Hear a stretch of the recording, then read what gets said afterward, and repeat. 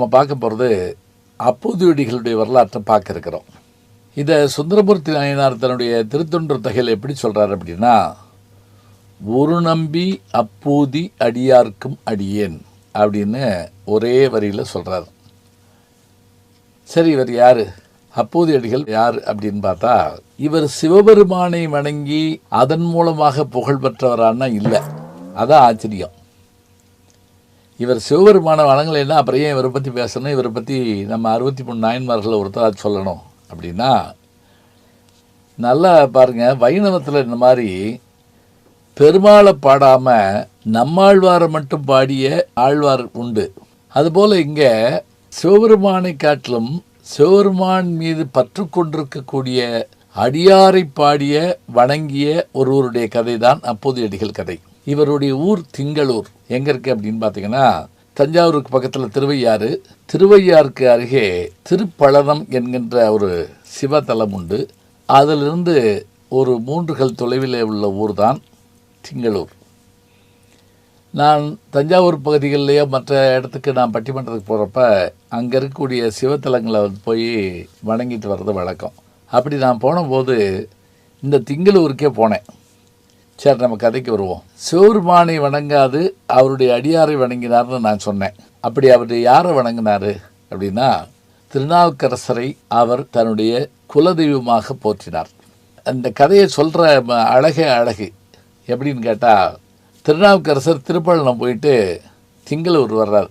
அப்போ அங்கே அற்புதமான தண்ணீர் பந்தல், நிழல் குடை எல்லாமே அமைக்கப்பட்டிருக்கு. எல்லோரும் வந்து அந்த தண்ணீர் பந்தலில் தாகம் தீர நீரை செல்கிறாங்க. இவரும் போய் அந்த தண்ணீர் வாங்கி குடிச்சிட்டு பார்க்குறாரு. திருநாவுக்கரசர் தண்ணீர் பந்தல்னு போட்டிருக்கு.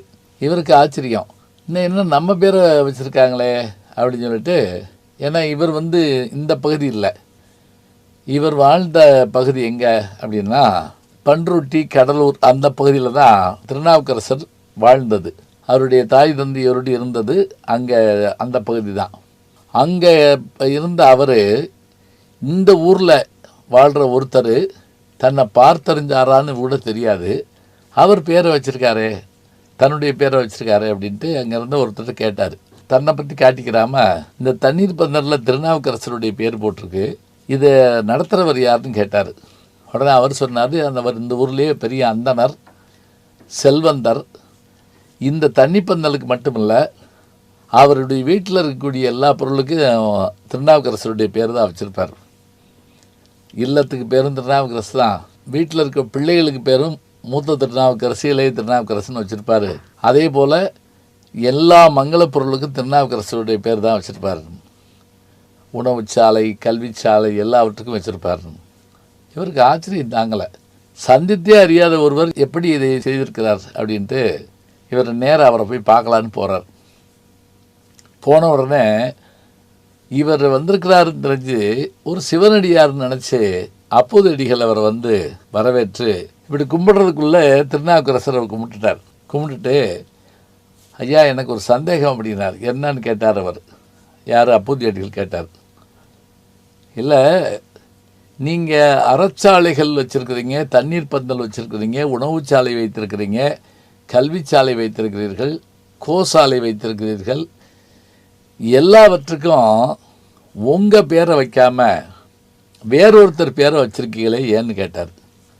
இப்படி கேட்ட உடனேயே அப்பூதியடிகளுக்கு அப்படியே கண்ணெல்லாம் சிவந்து கோபத்தோட, அப்படி திருநாவுக்கரசர் கேட்ட உடனேயே வேறொருவர் பெயரா என்று ஒரு நிமிடம் சொல்லிவிட்டு, யாரையா நீங்கள்? யார் தெரியுமா திருநாவுக்கரசர்? அவர் சிவபெருமானுடைய முழு அருளை பெற்றவர். அவரை சுண்ணாம்பு காலவாயிலில் வைத்தபோது மாசில் வீணையும் மாலை மதியமும் வீசு தென்றலும் வீங்கில வேணிலும் மூசு அண்டரை பொய்கையும் போன்றதே ஈசனந்தை இணையடி நீழலின் பாடி வெளிவந்தவர். கல்லை கட்டி கடலில் போட்டப்ப அதை தெப்பம் போல பற்றி வந்தவர். அதுவும் சாதாரணமல்ல, மணமனும் தோணி பற்றி மதியனும் சரக்கை ஏற்றி என்று பாடி அதிலிருந்து கரையேறி வந்தவர். யானைக்காலில் மிதிக்க வேண்டும் என்று நினைத்த போது அப்போதும் தப்பித்தவர். எத்தனை இடையூறுகள் வந்த போதும் அத்தனை இடையூறுகளிலும் அவரை எம்பெருமான் காப்பாற்றியிருக்கிறார் என்றால் அவருடைய பக்தி எப்படிப்பட்ட பக்தி? சமணத்திலிருந்து சைவத்திற்கு வந்து எம்பெருமானின் அருளை பெற்ற திருநாவுக்கரசின் பெயரை நான் வைத்திருக்கிறேன், அவரை போய் வேறொருவர் என்று சொல்லுகிறீரே, நீர் யார் என்று கேட்டவுடன் திருநாவுக்கரசர் சொன்னாராம், இத்தனை நேரம் நீங்கள் யாரை பற்றி கூறிக்கொண்டிருந்தீர்களோ புறச்சமயத்திற்கு சென்று பிறகு சைவத்திற்கு மீண்டு இறையருளை பெற்ற அந்த சிறியேன் நான் தான் என்று சொன்னவுடன் அப்பூதியடிகள் பதறிப்போய் அவருடைய திருவடிகளை பற்றி வணங்கி, சுவாமி, என்ன சோதனை? தங்களை காண்பதற்காகவே நான் பிறவி எடுத்து வாழ்கிறேன். தாங்கள் இங்கு வருகிறீர்கள் என்று தெரிந்தவுடனேயே நான் மகிழ்ந்தேன். என் இல்லத்திற்கு வந்து ஒருவேளை உணவருந்தி செல்ல வேண்டும் என்று அழைத்தவுடன் அவருடைய அழைப்பை ஏற்றி அவர் சென்றார். அங்கு அவருடைய மனைவி அவருடைய பிள்ளைகளை அறிமுகம் செய்து வைத்தார். எல்லோரும் அவருடைய திருவடிகளை வணங்கினார்கள். உணவு அருந்திவிட்டுத்தான் செல்ல வேண்டும் என்று சொன்னவுடன், சரி, உணவை சமைத்து வையுங்கள், நான் சென்று ஆலயத்தில் இறைவனை வணங்கிவிட்டு வருகிறேன் என்று சொல்லி அவர் புறப்பட்டு சென்றார். இப்போது பூதியடிகளுடைய மனைவி உணவு சமைத்தார். மூத்த திருநாவுக்கரசை அழைத்தார். நீ சென்று வாழை மரத்திலே இலையை அறிந்து வா என்றார். தாய் தந்தையருடைய சொற்படி கேட்கின்ற பிள்ளை உடனடியாக சென்று, எனக்கும் நாவுக்கரசருக்கு பணி செய்யும் பாக்கியம் கிடைத்ததே என்று சொல்லி அந்த இலையை அறிந்தபோது அங்கிருந்த ஒரு நாகம், விஷத்தோடு கூடிய நாகம், அந்த சிறுவனை தீண்டியது.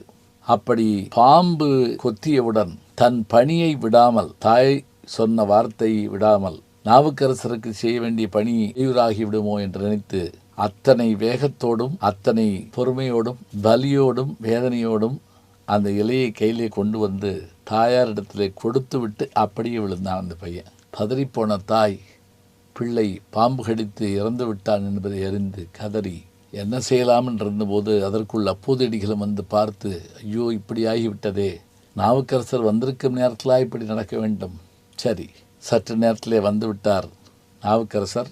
வந்திருக்கக்கூடிய திருநாவுக்கரசருக்கு வேண்டிய அந்த உபச்சாரங்களை செய்ய வேண்டும் என்று நினைத்த அப்பூதியடிகள் குழந்தையின் உடலை ஒரு ஓலைப்பாயிலை சுற்றி ஓரமாக வைத்துவிட்டு இருவரும் கண்ணீரை துடைத்து கொண்டு காத்திருந்தார்கள். நாவுக்கரசர் வந்தார். அவர்களை பார்த்தார். ஏதோ ஒரு விபரீதம் இருப்பது தெரிந்தது.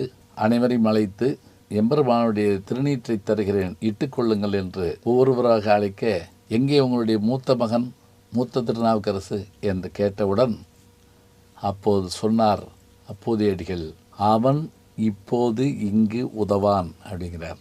செத்து போயிட்டாங்கிற வார்த்தையெல்லாம் சொல்லலை. அதாவது என்னன்னு கேட்டால், பெரிய புராணத்தில் அமங்கல சொல்லே வராது. அதுதான் ஆச்சரியம். அவன் இப்போது இங்கு உதவான். அதை கேட்டு திடுக்கிட்ட நாவுக்கரசர் என்ன நடந்தது என்பதை அறிந்து வருந்தி அந்த குழந்தையினுடைய உடம்பை கையிலே எடுத்துக்கொண்டு அங்கிருந்த சிவாலயத்துக்கு சென்று, எம்பெருமானே, உன்னுடைய அடியார் வீட்டில் இது நிகழலாமா என்று சொல்லி ஒன்று கொலாம் என்கின்ற அந்த தேவார பதிகத்தை பாடினார். இந்த பாடலிலே ஒரு ஆச்சரியம் என்ன என்றால், ஒன்று கொலாம், இரண்டு கொலாம் என்று தொடங்கி 10 வரைக்கும் அவர் பாடுவார். இந்த பாட்டினுடைய முழு பொருள் என்ன என்றால், விஷம் ஏறுகிற போது உடல் வெப்பத்திற்கு போய்விடும். இந்த வெப்பத்தை தணிக்க வேண்டுமென்றால் குளிர்ச்சியை உடம்பிலே கொண்டு வர வேண்டும். எம்பெருமானே, நீ இந்த விஷத்தை தருகின்ற பாம்பை அணிந்தவன், அதன் வெப்பத்தை தணிக்கின்ற நிலவை அணிந்தவன், கங்கையை தாங்கி நிற்பவன், நீ அல்லவா இந்த குழந்தையை காப்பாற்ற வேண்டும் என்று சொல்லி வணங்கி பாடுகிறார். மாணிக்கவாசகர் சுவாமிகள் சொல்வது போல, அன்றே எந்த ஆவியும் உடலும் உடமையும் எல்லாமும் குன்றே அணையாய் ஆட்கொண்ட போதே கொண்டிலையோ, இன்றோர் இடையூறு எனக்கு உண்டோ, எந்தோள் முக்க நம்மானே, நன்றே செய்வாய் பழி செய்வாய் நானோ எதற்கு நாயகனே என்று, எனக்கு எல்லாம் நீதானே, அப்படி இருக்கிற போது இப்படி நிகழலாமா என்பதைப் போல திருநாவுக்கரசர் கேட்டவுடன் சீண்டிய அறவும் திரும்ப வந்து அந்த நஞ்சை உறிஞ்சு கொள்ள குழந்தை மீண்டெழுந்தான். நாவுக்கரசர் இப்படி பாடியதை நாம் பார்க்கிறோம். திருஞான சம்பந்தருடைய வரலாற்றிலும் திருமர்கள் என்கின்ற தலத்திலே இப்படி பாம்பு கடித்து இறந்த வணிகனுடைய உயிரை அவர் மீட்டுக் கொடுத்ததையும் பார்க்கின்றோம். பின்னர் அத்தனை பேரும் இந்த அதிசயத்தை பார்த்து வணங்கினார்கள். இல்லத்திற்கு சென்று உணவருந்திவிட்டு அவர்களை வாழ்த்திவிட்டு நாவுக்கரசர் புறப்பட்டார். நினைத்து பாருங்கள், இறைவனை நம்புவதைப் போலவே இறைவனின் அருள் பெற்ற அடியார்களை நம்பினாலும் இதுதான் பெருமைக்குரியது என்று இந்த வரலாறு நமக்கு சொல்லுகிறது. அதனால்தான் அடியார்க்கு மடியேன் அடியார்க்கு மடியேன் என்று சுந்தரமூர்த்தி சுவாமிகள் அத்தனை பேரையும் பாடுகின்றார். நான் இந்த கதையை தொடங்குகிற போது முதல்ல சொன்னேன், நான் திங்களூருக்கு சென்றபோது அங்கு ஒரு தண்ணீர் தொட்டி இருந்தது. அந்த தண்ணீர் தொட்டி எங்கே இருந்தது என்றால், பூதியடிகள் தண்ணீர் பந்தல் வைத்து நடத்திய இடத்திலேயே. அது நடந்து எத்தனை காலம் ஆயிற்று என்றால், நாவுக்கரசருடைய காலம் 7ஆம் நூற்றாண்டு. 1500 ஆண்டுகளுக்கு முன்பாக நடந்த நிகழ்வை நினைவூட்டும் வண்ணம் இன்றைக்கும் அங்கு தண்ணீர் தொட்டியும் தண்ணீர் பந்தலும் வைத்திருப்பதை பார்க்கிற போது நமக்கு ஒரு பெரிய வரலாற்று தொடர்ச்சி தெரிகிறது.